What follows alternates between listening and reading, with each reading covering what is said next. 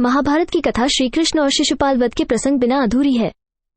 शिशुपाल भगवान श्री कृष्ण की बुआ का पुत्र था और रिश्ते में कौरवों तथा पांडवों का भाई था। ये बात जानने योग्य है कि इतना करीबी होने के बाद भी भगवान श्री कृष्ण को आखिर शिशुपाल का वध करने की क्या आवश्यकता पड़ गई। इसका उत्तर जानने के लिए सबसे पहले शिशुपाल की जन्म की कहानी को जानना पड़ेगा। शिशुपाल वासुदेव की बहन और छेदी के राजा दमघोष का पुत्र था।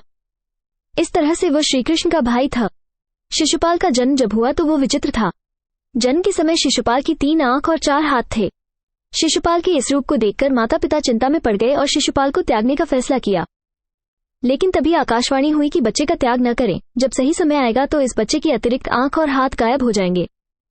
लेकिन इसके साथ ही यह भी आकाशवाणी हुई कि जिस व्यक्ति की गोद में बैठने के बाद इस बच्चे की आंख और हाथ गायब होंगे वही व्यक्ति इसका काल बनेगा। एक दिन भगवान श्रीकृष्ण अपनी बुआ के घर आए। वहां शिशुपाल भी खेल रहा था। श्रीकृष्ण के मन शिशुपाल को देखकर स्नेह जागा तो उन्होंने उसे गोद में उठा लिया। गोद में उठाते ही शिशुपाल की अतिरिक्त आंख और हाथ गायब हो गए। ये देख शिशुपाल के माता पिता को आकाशवाणी याद आ गई और वे बहुत भयभीत हो गए। तब श्रीकृष्ण की बुआ ने एक वचन लिया। भगवान अपनी बुआ को दुख नहीं देना चाहते थे, लेकिन विधि के विधान को वे टाल भी नहीं सकते थे। इसलिए उन्होंने अपनी बुआ से कहा कि वे शिशुपाल की 100 गलतियों को माफ कर देंगे, लेकिन 101वीं गलती पर उसे दंड देना ही पड़ेगा।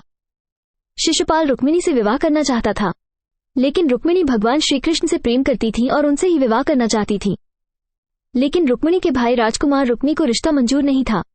तब भगवान श्रीकृष्ण रुक्मिणी को महल से लेकर आ गए थे। इसी बात से शिशुपाल भगवान श्रीकृष्ण को शत्रु मानने लगा था।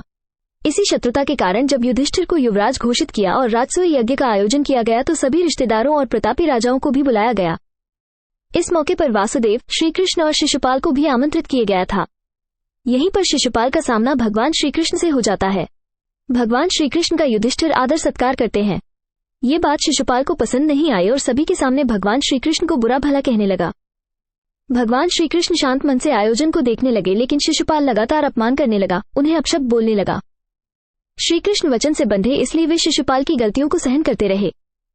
लेकिन जैसे ही शिशुपाल ने 100 अपशब्द पूर्ण किए और 101वां अपशब्द कहा, श्रीकृष्ण ने सुदर्शन चक्र को आदेश दिया। एक पल में ही शिशुपाल की गर्दन धड़ से अलग कर दी। इस प्रकार से श्रीकृष्ण ने शिशुपाल का वध कर दिया।